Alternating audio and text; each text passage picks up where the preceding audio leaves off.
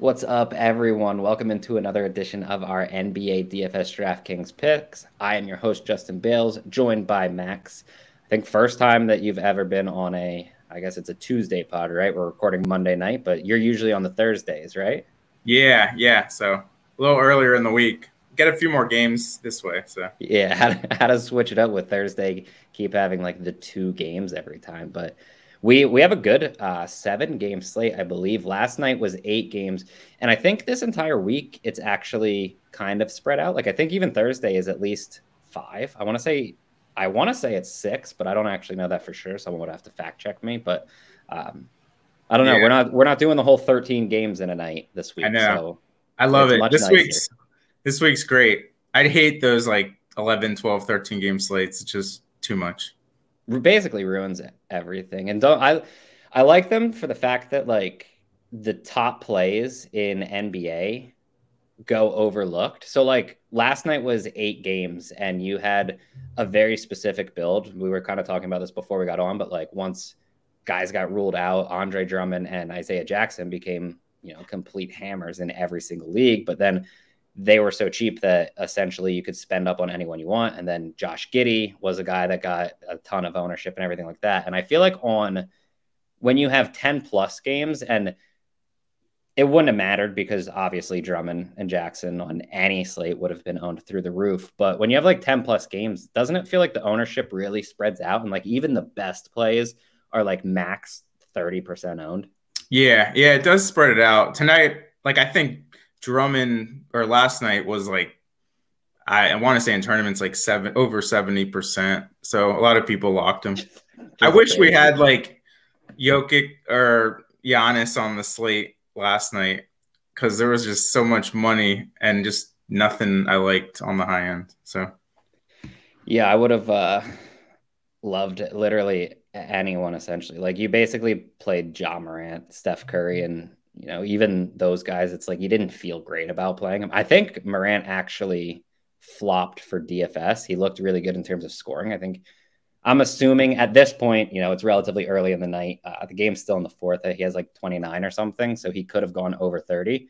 But last I checked, he had under 40 fantasy points. oh So wow. great Yeah, scoring night, not good fantasy. he's priced up now, so yeah, that's not gonna do it. So But quickly, before we move to the next section of this, if you enjoy the video, go ahead and give us a thumbs up. You can subscribe to the channel, turn on the notifications, and you won't miss any of our podcasts.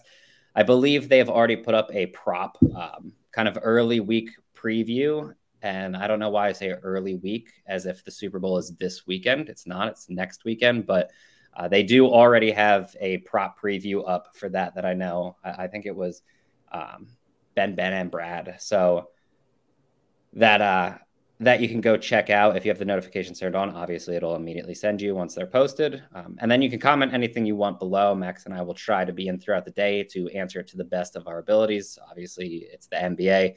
Things shift all the time, like guys like Joel Embiid and then Domantas Sabonis both getting ruled out last night for really no reason. Embiid's was rest, which okay, but they were coming off of a day off, so it was kind of weird that they opted to rest him in that game. And then Sabonis obviously entered the health and safety protocols, so going to have a lot of value in Indiana for quite some time because I highly doubt that even though he put up, I think, over 40, I doubt Isaiah Jackson really gets that big of a price bump, right?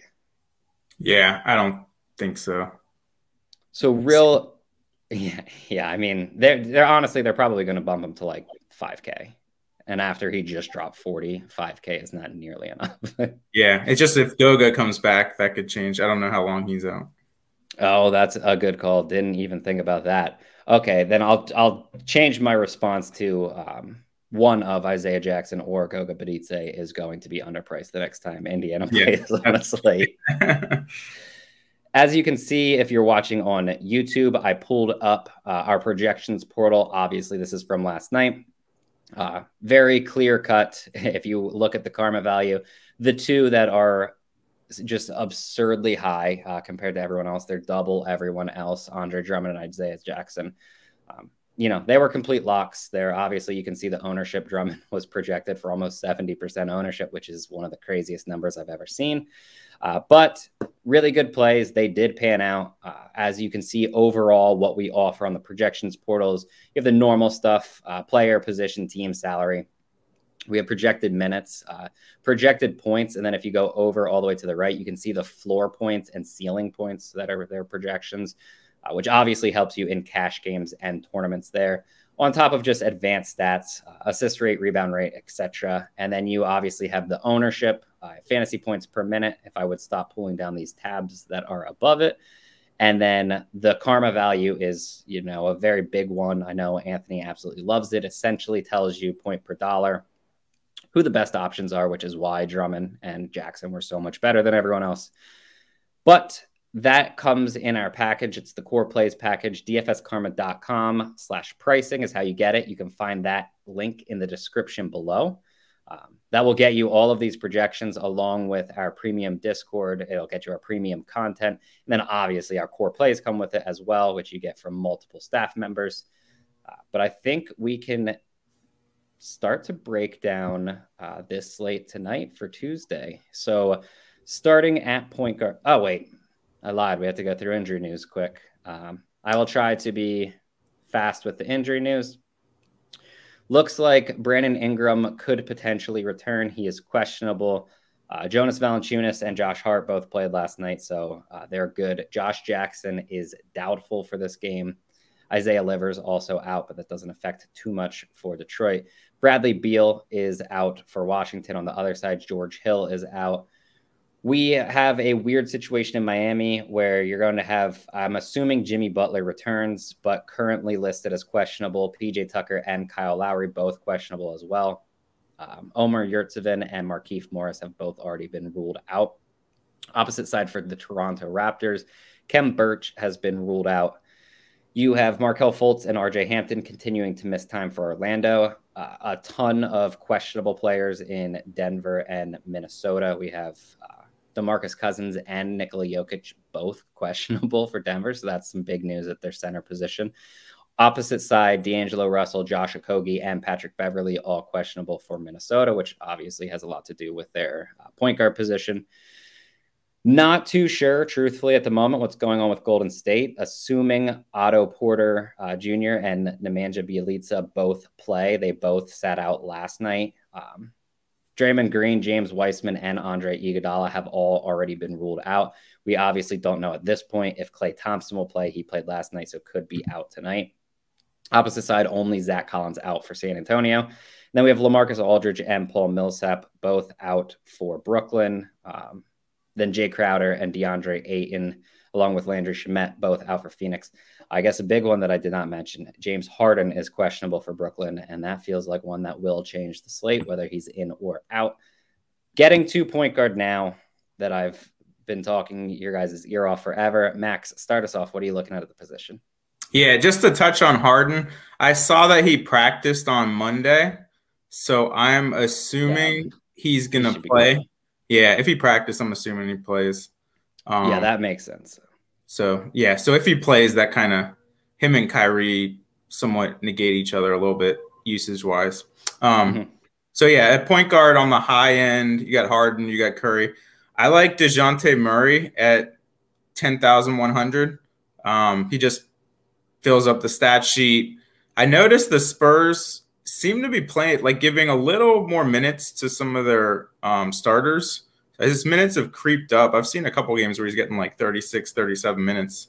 So I really like DeJounte Murray in a pretty big matchup with Golden State. I know Golden State's good defensively, but they have no Draymond. I think that's going to be a pretty high-scoring game. So like DeJounte Murray on the high end. Couple other options on the high end. Devin Booker has been playing really big minutes with all the injuries in Phoenix. You got Campaign out. You got Ayton out. So you got Crowder out. And Booker's playing big minutes. So even though he is priced up at 9,500, he feels pretty safe. He's been just on fire, taking tons of shots every night. So he has a lot of upside, and he has a pretty safe floor if he's getting close to 40 minutes a night.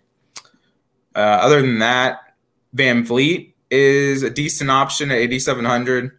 He might be more of a GPP option, but he gets big minutes. I mean, that Toronto rotation is crazy. I saw the other night Nick Nurse played everybody like 55 minutes that was in the starting lineup. Nick Nurse loves running 5 players out there for as many minutes as they can handle and giving. I'm like, how are these? I mean, they're going to get hurt eventually. But that was a triple OT game. So, but yeah, still. I mean, he gets so many. Van Vliet just gets so many minutes, and then he has games where he just pops off, where he's just hitting his threes, and he seems like almost unstoppable. So they do have a somewhat tough matchup with Miami, but Miami's kind of injured, so I don't mind Van Vliet. And then for cash games, you're probably going to want to look to the mid-range and Spencer Dinwiddie. No Bradley Beal. And Dinwiddie without Beal, I think he's about 1.15 fantasy points per minute. He kind of takes over the offense, and he's just priced 5,900 on DK. He's just priced too cheap for that role. So I love Dinwiddie as your starting point for cash games. And that's probably as low as I'd go right now at point guard. There's not much I like on the cheap end unless we get some Minnesota injury news that could open up some value, maybe Jalen Noel, but we got to monitor that. Yeah, I think that's the major thing. D'Angelo Russell, Pat Bev, both questionable. If one of those two plays and one of those two is out, you're going to use the opposite one. If both of them play, I think that Patrick Beverley at 4,900 is viable. I look for some type of news on a minutes restriction. He's been out for, I think, close to like 2 weeks now. So yeah. I would look for something like that. Probably shy away from D'Angelo Russell if Beverley is in, because Russell's just a little bit pricey at this point. And then obviously if both of them are out, you're probably just locking in Jalen Noel, at least locking him in cash. And then you're probably playing him in GPPs too. I know that he kind of flopped in his last game, but he's a good player, and like 28 minutes for the price, it's too cheap. I know. I keep playing Jalen Noel, and his fantasy points per minute rates, like he's over a fantasy point per minute guy, but he just keeps flopping. So I don't know if maybe like with the starters, he's just not the same player, but I don't know. But yeah, if Beverly's out, yeah, you kind of got to play him in cash games at that 3,800 price. Yep, I completely agree with that. Outside of that, there's nothing that actually I think really sticks out, which is weird because I usually love point guard. Tonight, that's not the case.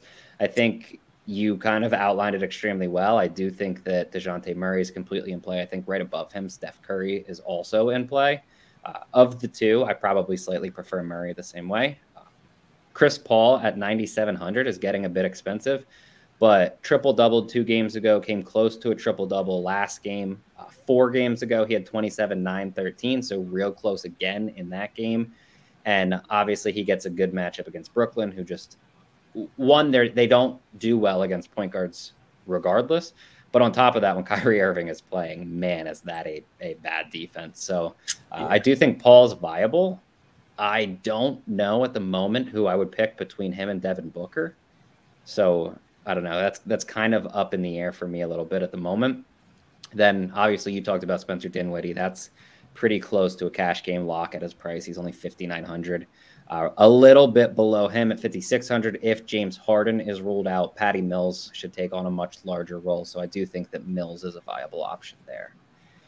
That's about it for point guard. I know it's kind of back and forth on, it's a lot of information, but not necessarily that many plays. But we can move to shooting guard. Who are you looking at here? Yeah, we touched on Booker on the high end. I don't mind that. Zach LaVine, he's a decent spend up. I'm going to hold off on him till small forward just because small forward is so weak. So then we go down more to the mid-range. And Tyler Hero could potentially be an option. At I guess it depends on what the Jimmy Butler's status is, but 6,500 for Hero if Butler's out again. That would be something I'd be looking at a somewhat weak shooting guard position. So yeah, there's a lot tied to Miami. I don't even know, is Butler listed as questionable tomorrow? He currently is, but it doesn't look like it's. I think he's only listed as questionable because he was out last night, because it's not like a team report. It's just like a projected injury thing. And I think that they list basically anyone as questionable that was out the night before, regardless. Because like Otto Porter Jr. is currently listed as questionable on it, but he just rested last night. Like, he's obviously going to play. So I think we're in that kind of a situation. Yeah. So yeah, we'll have to see. If Butler plays, I definitely don't like the Hero play nearly as much. Derek White at 6,100. I never like playing him, but it's an okay price tag, and it's a pretty weak shooting guard position. He's been playing like 33, 34 minutes, and he's about a fantasy point per minute guy in a big matchup with Golden State. So you could do worse than that. Will Barton is a little too cheap, I think, especially if the Joker gets ruled out. But Barton at 5,800, he looks like a solid mid-range option. And he's been playing pretty big minutes. He's with the Joker on the floor. He doesn't get quite as much usage. He's a little below a fantasy point per minute guy. But if you get the Joker out, Barton is going to take over the offense and play big minutes in a really nice matchup with Minnesota. So yeah, I like that price tag at 5,800. And then if you go down, there really isn't much. Especially if the Miami guys are playing tomorrow. But if Butler's out, there's Max Strus again. But we're gonna have to wait on that Miami news. And then you have Jalen Noel. You can also slot him in at shooting guard. So it's nice that he has dual eligibility should we get Patrick Beverley out. But yeah, I'm not seeing much at shooting guard that I like. Yeah, I think you nailed it. I think there's a few more options that I guess the best way to put it would be are reasonable. First, Anthony Edwards gets obviously the matchup against Denver. I don't love it, but I'm not overly scared of Denver's defense either. So it's not like I'll just completely shy away from them. And Edwards obviously coming off of a bad game, but prior to that, 49 plus in 3 straight. And he scored 60 plus in 2 of those. He dropped 65.25 against the Portland Blazers when he just absolutely went off.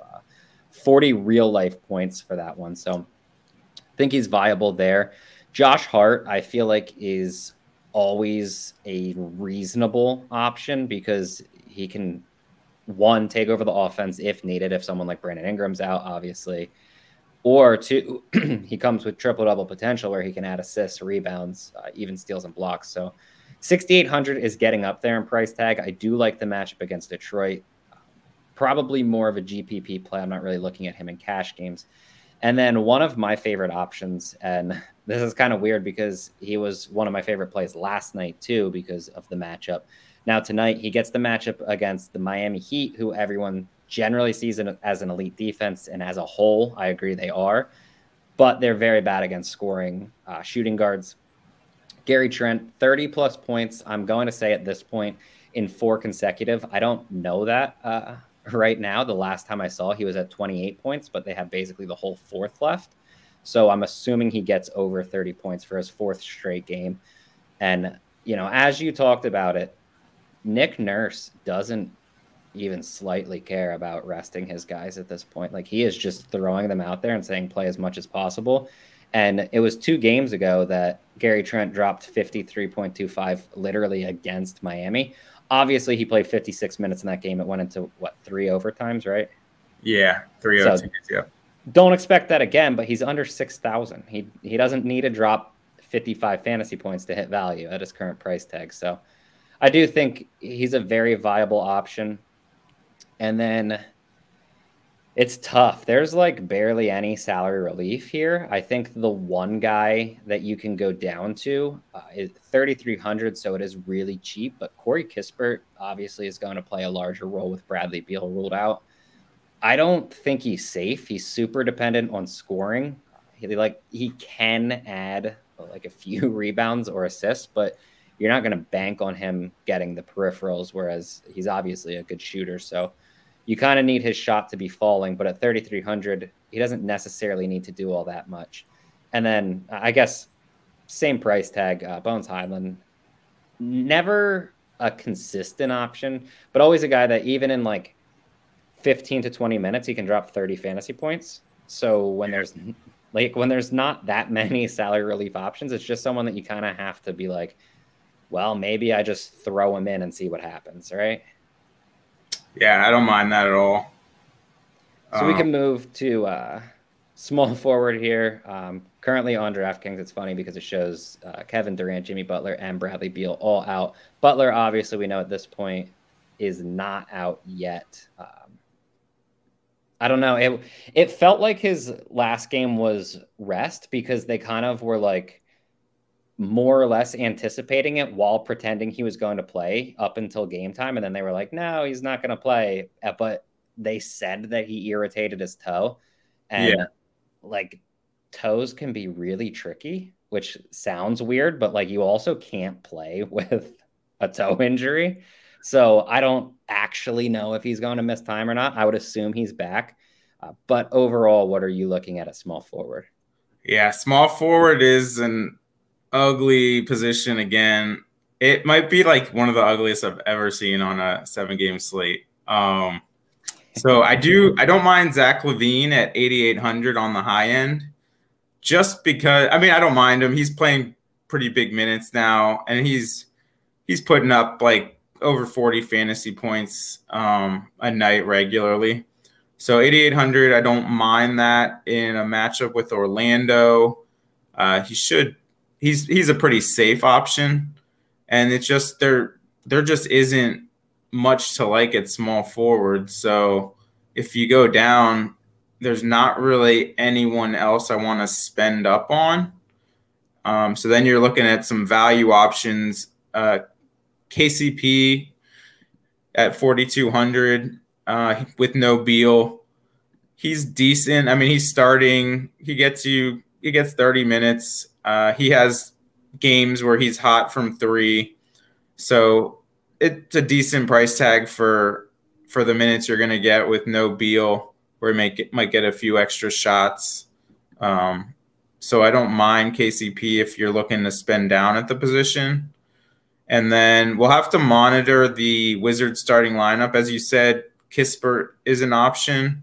Also, Denny Avdia. I always like that Denny Avdia. I've liked him all year. But if he starts, I don't know if he would. I don't know what they're going to do with that lineup.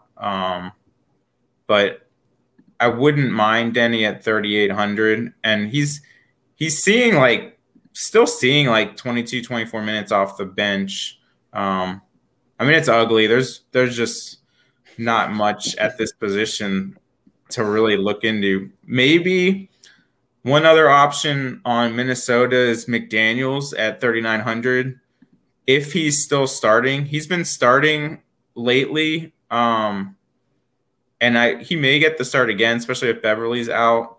So McDaniels 3,900. He's up and down. He's not a great fantasy point per minute producer, but he does have spike games where he can get you 25, 30 fantasy points.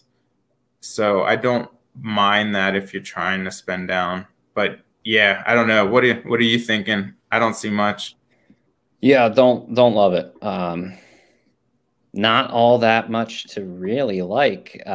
I think you were right with Zach LaVine. I have no issues whatsoever with him. You can use some of the guys that we talked about at shooting guard. If you just want pure minutes, I do think that Mikal Bridges is reasonable. He's under 6K and he's playing around 40 plus minutes a night. So with guys out, I think that Bridges is reasonable. Franz Wagner, I do actually like. The problem is that Orlando is healthier at the moment, and with that, his role has really taken a hit. He's not shooting a ton. He needs to be really efficient with his shot. The good news is he obviously gets a matchup against Chicago, who's been really bad against forwards throughout the season. They've been worse against power forwards than small forwards. And, with Carter and Bamba both healthy, Wagner's been playing a lot more small than power. So that adds a little bit of risk. But at 5,600, I think that's a shot you can take. Cam Johnson, I think, is completely reasonable. Again, if you want a guy for minutes, Grayson Allen should see around 30. He's only 4,400. The big problem is just no one is that great of a play. It's so bad. And we joke about small forward on this podcast a lot. Every time Spike's on, we just talk about how terrible the position is. And it really is a bad position generally. But tonight just feels really ugly compared to usual, doesn't it? Yeah. And in these situations, I try to I'm monitoring news really throughout the day, and I'm just hoping that something happens where there's someone ruled out and you get a value option at small forward. And this happens a lot when there's a weak position. I'm just trying to see what opens up, and sometimes you can find something that can some value option you can just plug in, because I really don't want to spend too much money on these plays. No, I agree. Actually, the one thing that I guess I will say, but we don't know at the moment, but the type of value play that could open up would be if Klay Thompson's ruled out, Otto Porter Jr. is only 5,200, no Iguodala, obviously no Draymond, no James Wiseman, which obviously he hasn't been playing for most of the season, but Otto Porter Jr. at 5,200 is a little bit too cheap if Klay is out. And I guess you can consider him if Thompson is playing too. If he's playing, yeah. Only 52, so I think that's viable. But we can move to power forward, which a little bit prettier than what we have at small forward. But what are you looking at here? Yeah, power forward is probably a position we're going to want to spend up at. There's just a lot of good options. All the way at the top, you got Giannis, 12,000 versus my Wizards. So I watch a lot of Wizards games, and I just always remember Giannis destroying us. We just don't have anyone that can guard him. So I looked at his rates versus the Wizards over the last couple of years. So last 2 years, he's at 1.8 fantasy points per minute versus the Wiz. I think I have that right. Yeah, 1.8. So he just crushes the Wizards. So he's probably my favorite spend up, depending. We have to kind of wait on the Joker news at center. But yeah, Giannis is probably my favorite spend up on the slate at 12,000. And then going down, DeRozan at 9,100. They play Orlando. I guess there's a little bit of blowout risk in that, but DeRozan's just been smashing lately. I mean, he's so consistent. If you look at his game logs, I mean, he's always over 40 fantasy points. So I don't mind, even though the price tag may look a little high, 9,100 for DeRozan, I don't mind. Siakam, I see as a very similar play in their projection to DeRozan, and they're priced right around the same at 9,000. Siakam has that minutes floor where he's probably going to play 40 minutes, even though they're playing on a back-to-back, which is kind of crazy. But, yeah, he should be playing big minutes. So, yeah, I don't mind Siakam. And then Kuzma at 7,400. He sees a slight boost with Bradley Beal off the floor. He's at, 1.13 fantasy points per minute without Beal. So he does see a little boost, and he's just been playing really well this year. I was a little worried about the minutes with all these players coming back for the Wizards, but it looks like the last few games he's back up getting 34, 35 minutes a night. So I think that hopefully they're stabilizing that rotation, and 7,400 for Kuzma looks like a decent price tag. Then going down to the mid-range, Keldon Johnson at 5,700. So again, the Spurs, Pop is giving them bigger minutes lately. I don't know. why, but he's extending the starter minutes. So Keldon Johnson's been playing big minutes, and he's producing in the last few games. And if he's going to see 35-plus minutes a night against Golden State at 5,700, I like that. It seems like a pretty safe play with some upside. And then you touched on Cam Johnson already at 5,400. He's still underpriced for that role, especially with him getting 35 minutes a night at about 0.9 fantasy points per minute. So, yeah, he's still underpriced. And then there's not much on the cheap end at power forward that I want to go to. But if we did get the Joker out, JaMychal Green is 3,000 at power forward. And I don't know if him or Cousins, we also have Cousins questionable. So there's a lot of moving parts with that Denver rotation. But there's a chance you could get JaMychal Green open up at the min price, and he would look pretty good, especially if he's starting. Yep. No, I completely agree with that. Think you outlined it extremely well. I think JaMychal Green probably becomes really chalky if Jokic and DeMarcus Cousins are out. Even if Cousins plays, he doesn't really play the 30-plus minutes. Right. So I do like that. I think, I don't know, a few guys that stick out. I know you like Keldon Johnson. Completely agree with that. The price tag's a little bit too low. I feel like he should always be above 6,000 regardless of his current form. And he's obviously also playing extremely well right now, but I do like him. Herbert Jones right underneath him is also very solid. The one guy that kind of sticks out, I guess, outside of the high price, like DeRozan, fine. Giannis, completely fine. But Wendell Carter Jr. at 6,200. As I said before, the Bulls really struggle against power forwards. Obviously, Carter used to play for the Bulls. Now, traded plays for Orlando. If you look at what he's done against the Bulls, 3 games against them, averaging over 40 fantasy points a game. It's not a fluke. It's just a really good matchup for him. 6,200, way too cheap, especially because he got back up to 33 minutes in his last game after, he missed quite a bit of time. When he first returned, 19 minutes, got up to 28, then over 30, back under 30, now 33 in his last game, which was the most he's played since he returned. 14 points, 14 boards in that game, almost 40 fantasy points. Just a really, really good option there at 6,200. Probably at this point, one of my favorite plays on the entire slate. Now, keep in mind, that could always change, but I do think that that's a really good option so far. Moving to center, I mean, Nikola Jokic against literally anyone, always use him. Gets a good matchup against Minnesota, so I do think that he's 100% viable there. But overall, what are you looking at for center?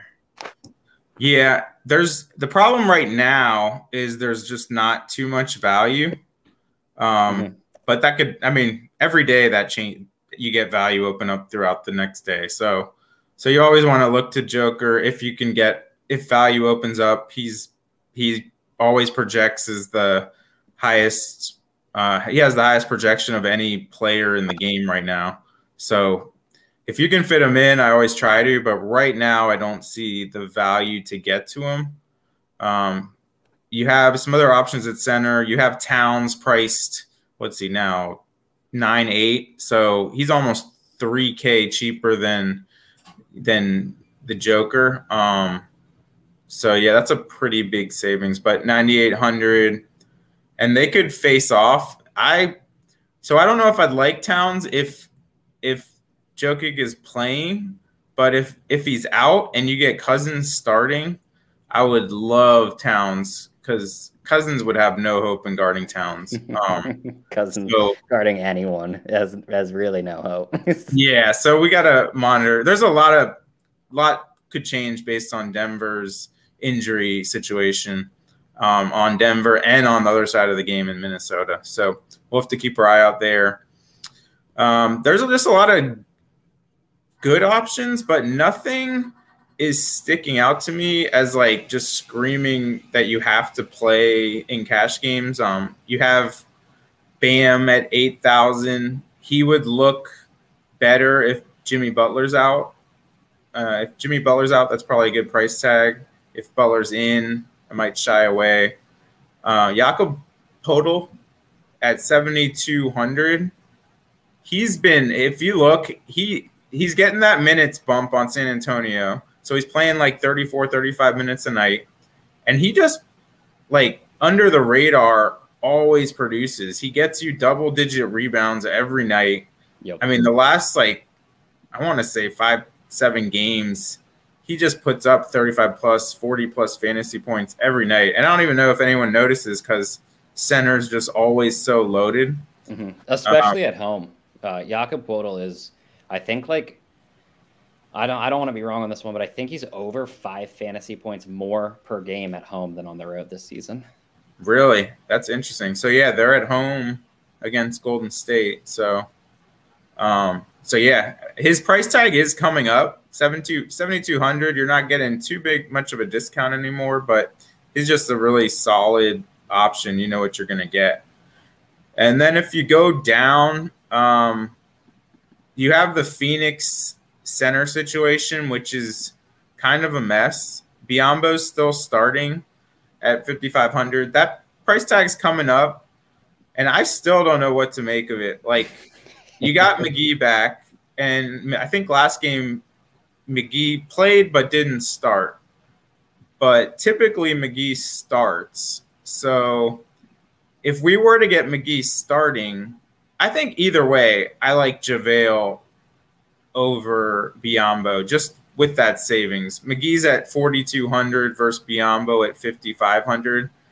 And you might, I don't know how ownership's going to shake out, but for tournaments, you might get an ownership discount on McGee if he's not starting. And I mean, McGee without Ayton, he's at 1.3 fantasy points per minute. So even if McGee gets like 19 or 20 minutes, he can put up 30 fantasy points in 20 minutes. Mm-hmm. So I don't mind McGee at 4,200. You got some other just kind of GPP guys on the low end at center. Nick Claxton, I think he started last game, and Aldridge is out. So the minutes weren't – he didn't get many minutes, but you never know. Those center minutes on Brooklyn, he could out of nowhere kind of start and just play 25 to 28 minutes and at 4,100. So more of a GPP play. And then you also have Thomas Bryant now starting for the Wizards at 3,500. He's another fantasy point per minute guy, and he's just cheap. He's only playing 20, 22 minutes, but I don't know. There's a chance those minutes could tick up. He was injured he's been out for almost a year, so he's still kind of working his way back, but maybe they start ramping up his minutes a little bit. And then you have Cousins that just, I mean, he's going to be a lock if he plays and Jokic's out. Cousins would be your lock button for cash games and probably even tournaments if that scenario unfolds. So keep your eye on Denver for center. No, I agree. I think you can add Rui Hachimura at 3,400.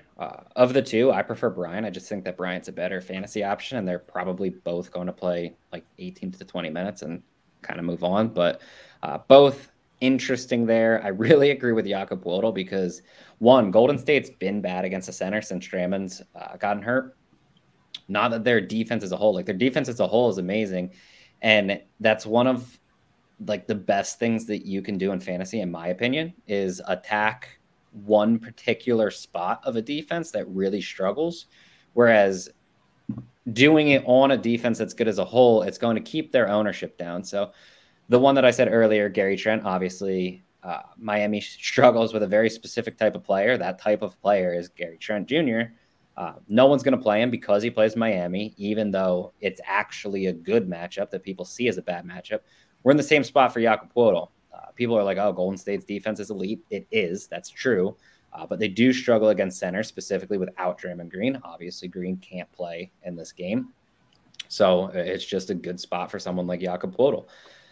Besides that, I mean, I think you outlined most guys that I'm interested in. I think like Nick Vucevic, similar to Wendell Carter getting the revenge game against his old team, even though they've been consistently playing, it's still, you know, a revenge narrative.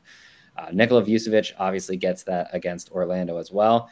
And he hasn't been quite as good, but he is a better player at home. And coming off of a game with over 50 fantasy points, the upside's there. I don't use him in cash games. I think he's GPP viable, though. That might be about it. I guess on the opposite side of the Spurs is Kevon Looney, who does come with some upside. He's a really good rebounder, not a big part of the offense. But, sometimes he's thrown up like 6-7 shots. If they just happen to be falling that night, he does come with 30-plus fantasy point upside. I think he nearly hit 40 the other night. And he's 4,800. And San Antonio is really bad against centers. San Antonio gives, I believe, the most field goal attempts per game in the restricted area, which obviously is where Kevon Looney would like to play this game. So I think he's at least viable, but that's about it for what I'm looking at. I guess just very quickly to comment on Phoenix's weird situation. I don't trust any of them. You have Biyombo, JaVale McGee, and then obviously Jalen Smith's also getting some minutes at center. And all three of them are extremely good per minute. And it's like impossible to judge which one's going to get any minutes, right? So yeah, it's really hard. Even the starter, like, you just don't know. Like, sometimes that starter gets like 18 minutes and then the backup gets 28 or 26 minutes. It's crazy. Yeah, it's really, really tough. But I mean, it's one of those weird instances where super difficult to predict, but if you predict right, it can take down leagues for you. So like, that's a, like, if you get JaVale not starting at under 5% ownership, I'm just guessing here. I can't imagine he gets much ownership at center not starting. So if you can get that and he ends up getting the bigger split of the minutes at center, I mean, that's a GPP. That's a guy that can win you a GPP right there. Yeah, so. No, it's and then you are kind of debating with yourself, like, do I take that knowing that if everything goes to what one would expect, like, obviously you would think the starter would get the lion's share of the minutes, but if you're like, if everything goes how I expect, I just threw out all my money. But if everything doesn't go how I expect, I may win a ton of money. And that's like the kind of key to GPPs that I feel like people have a very difficult time with, where, like, in tournaments, I kind of play it where I either win or my money's gone. You know what I mean? Like, I'm not playing just to cash in GPPs. That doesn't matter to me. I want to win the GPP, but I know a lot of people don't play that way. And, when you know that more often than not you lose money, it is tough. At least in my opinion, it's kind of tough to, like, actively go into a night knowing, oh, if everything goes according to the way that it should, I just threw away my money tonight, just hoping, I don't necessarily want to say for variance, but kind of for variance, right? Yeah, it's just hard. You got to monitor ownership. There's just so much that goes into winning in GPPs. And then if you're playing cash and GPPs, it can be very difficult to dissociate one from the other, because you got these plays in cash that you really like, and then in GPPs that might not necessarily be what you want to do if all those plays are high owned, which usually cash plays are high owned in GPPs. So one other play we didn't mention at center, Valanciunas at 8,300, getting a matchup against Detroit. I don't mind that, especially if Ingram's still out. Valanciunas gets a usage bump, and so he has major upside, really good fantasy point per minute producer. I think he's at like 1.3 without Ingram. So if he's getting minutes, and we'll see, he's playing on a second night of a back-to-back, but yeah, if he's in that starting lineup, I don't mind that for GPPs. Yep, completely agree. But that about does it for tonight. It's a very solid slate. It's nice to have a Tuesday where we can actually discuss a real slate here. Yeah. This was, like, I think the first one where it's not like a 3-gamer or a 2-gamer. So where we actually have to think about some stuff. Yeah. Kind of nice. But once again, if you enjoy the video, go ahead and give us a thumbs up. As always, you can subscribe to the channel. Drop in any comments you have below. We will try to answer them throughout the day. You can also get into our Discord. Chatdfs.com gets you into it completely free. There are premium channels that are locked, but you need the Core Plays package for those as well. We go over plenty in the free channels, so very valuable to get in those as well. But until then, we will be back tomorrow for what I believe is like close to a 10-game slate. Although, you know, good slates throughout the week. Good luck tonight, though, and hopefully everyone has a bit of success.